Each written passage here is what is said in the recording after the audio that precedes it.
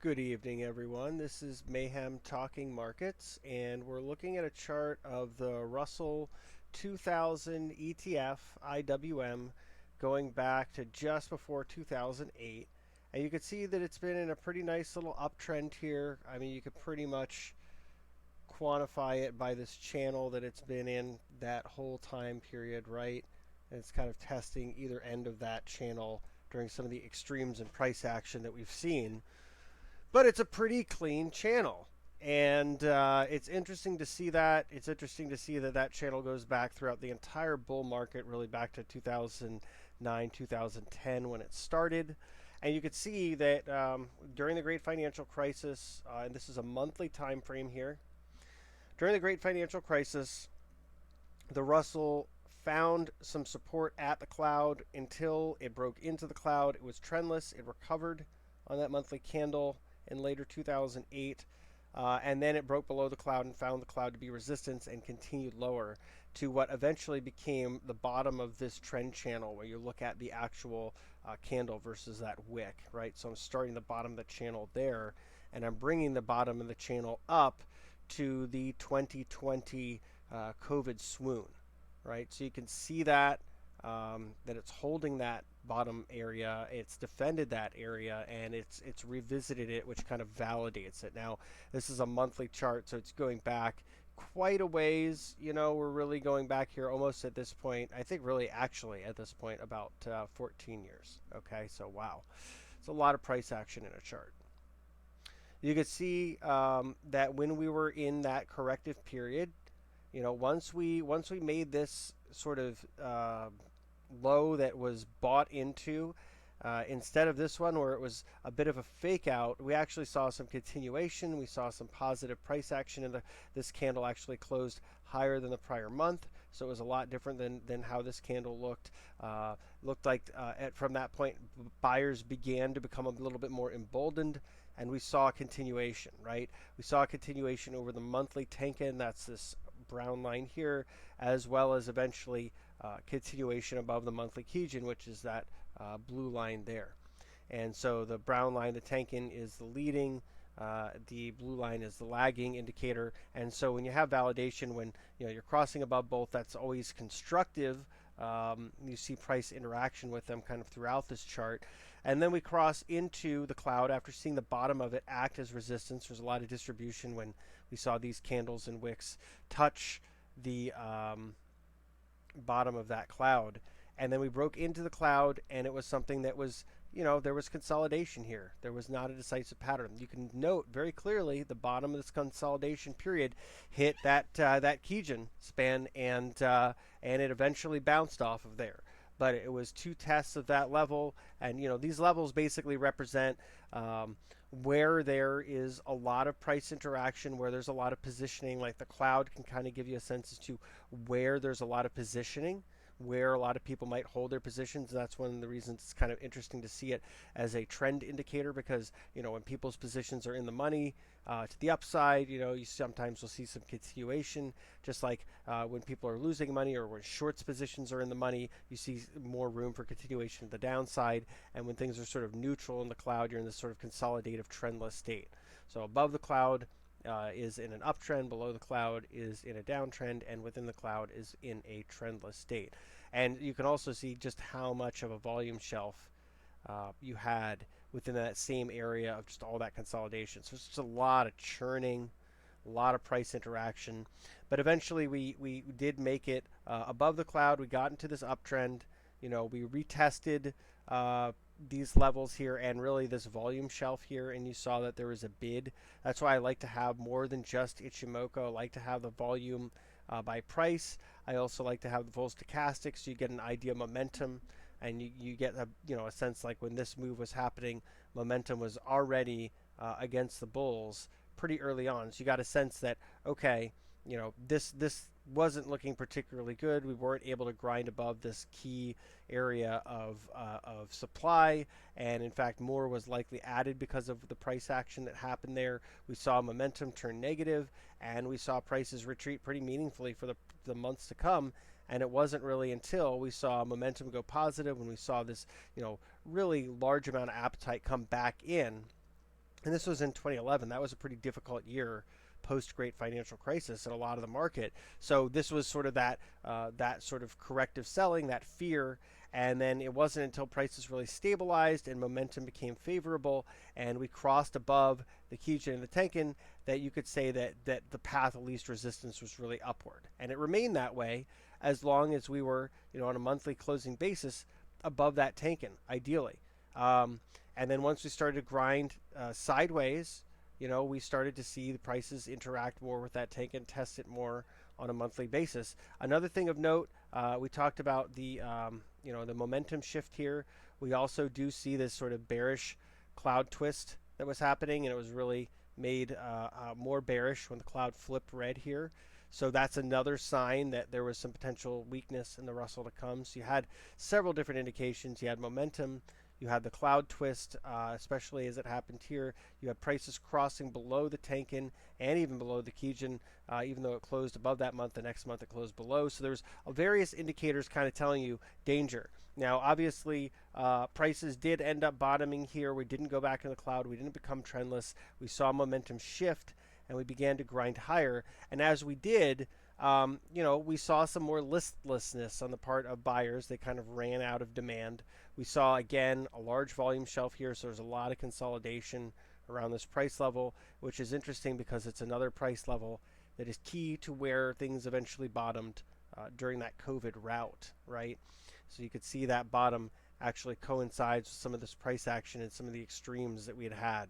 So it's interesting to see that as we move on with the small caps. We're going to look at the weekly and daily time frame, but I just want to quickly touch on monthly. I think it's important that as we got into 2018, after we saw some of this chop here, we touched the cloud top and we were able to hold that. And actually, you could see very clearly that was support. And after we broke above the Tenkin and the Kijin, we were able to start to make another run.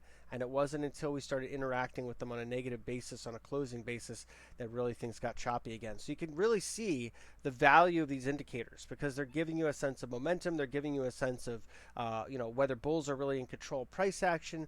They're giving you a sense of the trend. Volume by price gives you some confirming data and some additional data points to work with. So the whole system really does work together. I just started using these indicators together because both through my backtesting efforts, as limited as they may be, as well as just using them day to day, week to week, month to month, I saw a lot of validity to the signals. So that's why I'm shooting this out here to y'all on YouTube. I want to try to provide what might be helpful to your trading. Maybe you're trying to find a school of thought that works, and this might not be perfect, but it might give you some ideas. I mean, I think everyone comes up with their own system, so I'm not recommending this, just telling you what I'm using. But going back to this chart, you can see that it wasn't until we had these negative interactions with the leading and lagging, Tenkin and Kijin, that price action really started to get choppy, and that was in 2018, where you had the sort of quantitative tightening temper tantrum combined with the sort of rate hikes, just a lot of consternation in the market, and it didn't resolve well until we started to see finally buyers coming in. So you saw that wick down, then you saw basically an inside candle, and then you started to see some continuation higher, and that ended up being above that Kijin, above that Tenkin, which at that point were aligned. In a future video, I'll talk about what some of these crosses mean, like when the when the Tenkin crosses below the Kijin, that's bearish. When the Tenkin crosses above the Kijin, that's bullish. And there's more to it than that. But those are other indicators to look at. You can see them throughout this chart as well. So that's something else to think about, something else to keep in the back of your head. And then finally, for the COVID correction, the swoon, this was really violent. This really actually threatened the trend that went all the way back to 2009. I mean, it really hadn't been made official, but you kind of see these channels tend to work with a certain band of price volatility and a certain sort of angle of ascent. So there was some probabilistic outcome that it was going to build this sort of a channel. But nevertheless, in hindsight, hindsight always being 2020 or 2021 or whatever, you could see that it was testing this channel, and it really, really only found appetite when it broke below 100. And then we had another test, and we really held the channel pretty well, even though that price action was pretty messy here. You could see this month started low and ended up moving higher, but we did still only see appetite really pick up underneath that channel. So the channel was forged there, but it was also very significantly tested there, which helps to further validate that channel, right? Or validate that channel, I should say. Didn't need to add an extra syllable there. So we saw that during COVID, we broke below the cloud. We broke below all the indicators. We were in a downtrend on a monthly basis. This next month, we were able to break back into the cloud, but only become trendless. We tested that Kijun and Tenkin and were reflected lower. And it wasn't until the following month that we actually saw a meaningful move above the cloud on a monthly closing basis, where we were also above the Tenkin and the Kijun. And again, what you see is overall the path of least resistance was higher. Now, obviously, this candle is pretty extraordinary and unusual, and I think it may have maybe pulled a lot of demand forward for these small caps, because we could see that 2021 has been a year of mostly consolidation. So maybe some of 2021's gains were pulled forward in the back half of 2020, and that could certainly explain why small caps have been sort of out of favor and in some cases really beaten down. But nevertheless, you see that after we made that cross into an uptrend, the path of least resistance has been higher. And then only of late, and really in that November candle, did we break below the Tenkin. Now the Tenkin is resistance. So we are starting to see some of that interaction that we've seen during previous episodes, when prices got more sloppy. So that's important to watch. If we can't break above this Tenkin in December, we're going to have another monthly print below it. And I think that opens up the doors to more volatility. It doesn't necessarily mean we're going lower. It just means that from a probabilistic outcome perspective, that likelihood is higher than it was before. On a weekly basis, we could take this all the way back, just a little ways here. So we're going back. This is 2020 here. You can see the COVID swoon there. You can see 2018 here. So we're just going to take it back that far. And I'm going to keep this brief. I don't want to take up too much of your time. I'm trying to keep these around 15 minutes. I spent most on the monthly because that's where it's most interesting to me for the Russell. But this is just kind of a recap with more detail in the price data. You can see we are starting to make a little bit of a move positive momentum-wise on the weekly full stochastics. You can see we are now above the cloud after this test of the cloud, after this test of being trendless. Obviously, during the COVID crash, we went full downtrend for a while, and it took a while to break out of that downtrend. We also had that bearish twist that gave us a little bit of a warning. But fortunately for bulls, we actually saw things go the other way. So these indicators are more of just like a traffic light, not necessarily a crystal ball. They're just giving you an idea that, maybe you should slow your roll rather than, that a crash is imminent, right? So some cloud twists play out. Others don't necessarily give you the same level of insight necessarily to future price action. So again, it's just more of like a warning. So we have this run, though, the same kind of thing, right? We get above the cloud, we get above these indicators, we see the path of least resistance. Path of least resistance remains one that is higher, right? So that means that prices are going to keep moving higher unless we start to cross below these levels on a closing basis. And when we do, we tend to see more volatility. And that's sort of been the name of the game, as we've gone on further into the year, and especially in the final part of November, like post Thanksgiving and into December, we've seen volatility really pick up. And we had this fake breakout in the small caps that it ends up at being really bearish that it was fake, right? So it had this sort of run, dropped.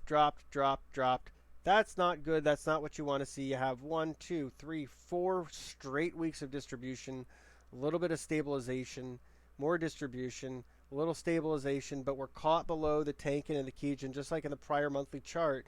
This week's chart is caught below key indicators as well. So it's above the cloud to its credit for its trend, but it's still in a precarious state, and it's one that suggests that more volatility, both the up and downside, is probable.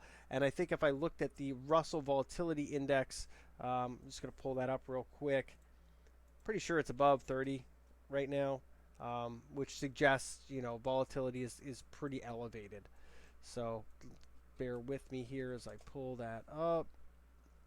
CBOE Russell 2000 Volatility Index. I'm wrong.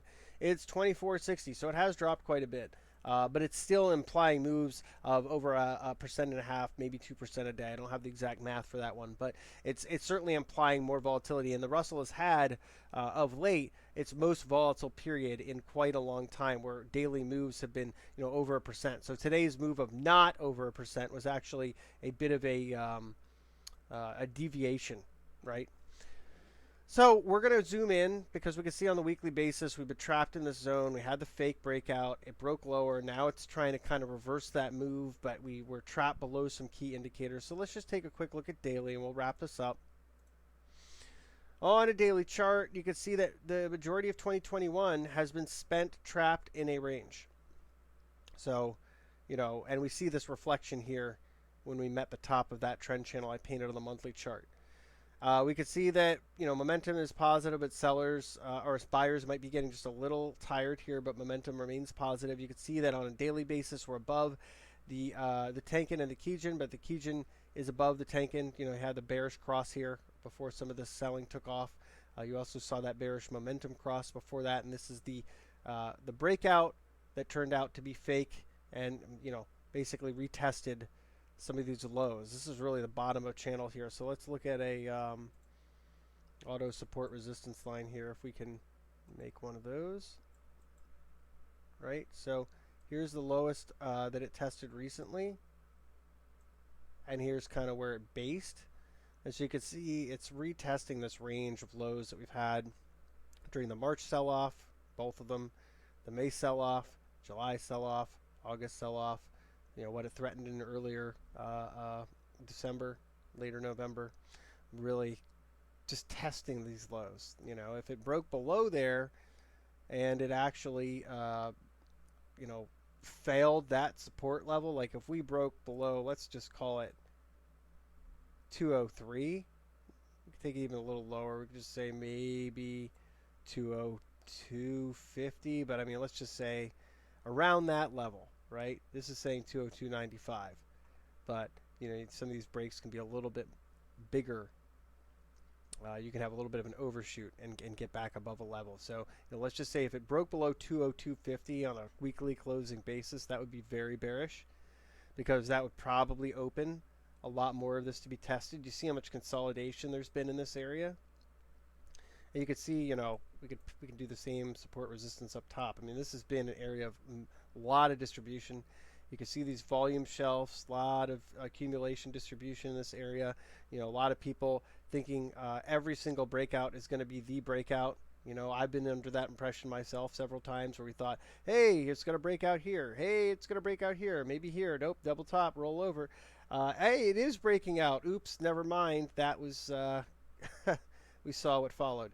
And so it's important to keep your expectations guarded with the small caps here. They went through their seasonally strongest time of year and weren't really able to catch a bid in November to December. We're almost out of December. The last real months for small caps are usually January, February. So we'll have to see, without the prior 2 months seasonality, will we see the Russell get a bid? And you could see that, look, I mean, here's November 2021. You could see that seasonality really kicking in all the way through February. Right? Look at that move. I mean, that's a pretty impressive move. That's from, just over 150, right? So 152 all the way up to 215 in that move just into January. You get to the top of the range, you're at 227. So you could just call it 152 to 227, right? That's a pretty significant move. And I'm not saying that necessarily we should expect anything in that order of magnitude, because we were coming off this huge low here. And so some of this was, making up for lost ground and time. And a lot of it was the wall of liquidity coming into the market and just pushing risk assets up across the board. And that wall of liquidity, the velocity of it really peaked between February and May of 2021. And that was around the same time the small caps and a lot of the other risk assets, the SPACs, the growth stuff, other high beta risk, with the exception of some of the crypto, really peaked around that time. So what we're looking for now, if you're a bull in small caps, you need to take out this last high. That's really going to be important. That's, it's around that 240, 240 and change level there. I think that it's unlikely that we're going to see that happen in 2021. Maybe we'll see it in January, February of 2022. But this has been an excruciatingly long consolidation period. So whichever move the small caps eventually make is probably going to be pretty big. It does look like they kind of tried to put in a sloppy double bottom here. I mean, it's not exactly clean. Sometimes you get these overshoots, though. At least it wasn't on a closing basis. But you do see some potential. But you need that follow through. In particular, it really needs to be a follow through above the cloud.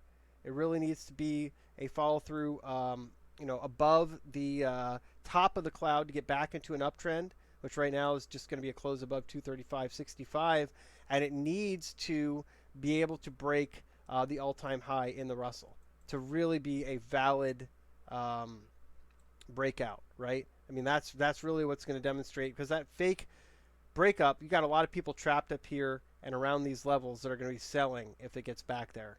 It's part of market psychology, so you see some distribution, and if we could push through there with enough momentum, then you could see a pretty big move in the small caps. But you got to remember, these things are a little more rate sensitive than they used to be, especially in the IWO side of the Russell. There's more debt. There's more companies that don't make profit. So as real rates creep higher, it does put some pressure on the small caps potentially. And today may have been no exception there. Certainly saw it in some of the other rate sensitive stuff inside the NASDAQ.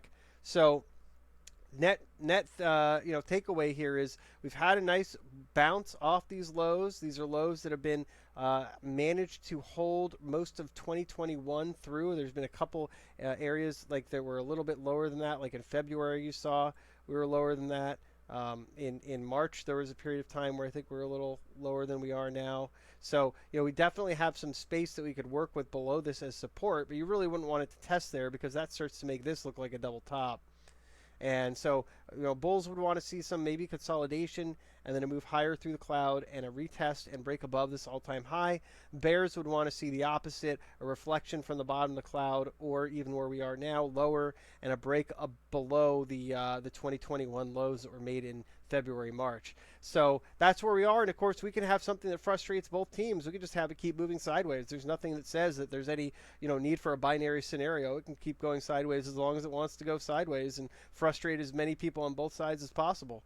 So until next time, this is Mayhem signing off. I hope you find this useful, talking about Ichimoku Cloud, full stochastics, volume by price, other kinds of technical analysis on the Russell 2000. I know anyone trading small caps has been pretty frustrated with them, understandably so. And so I just want to put this out there to say, we might see some resolution to this. If we do, it's probably going to be a big move in one direction or the other. The path of least resistance is still largely higher, just because we're coming off an uptrend after this long period of consolidation. Usually you see those move higher, but there's no guarantees in this business. So, with probabilities on your side, always have a plan B if things don't go in your favor. So check me out on Twitter. Follow my Twitter feed if you don't already. That's Mayhem for Markets. Check my website out. It's marketsandmayhem.com.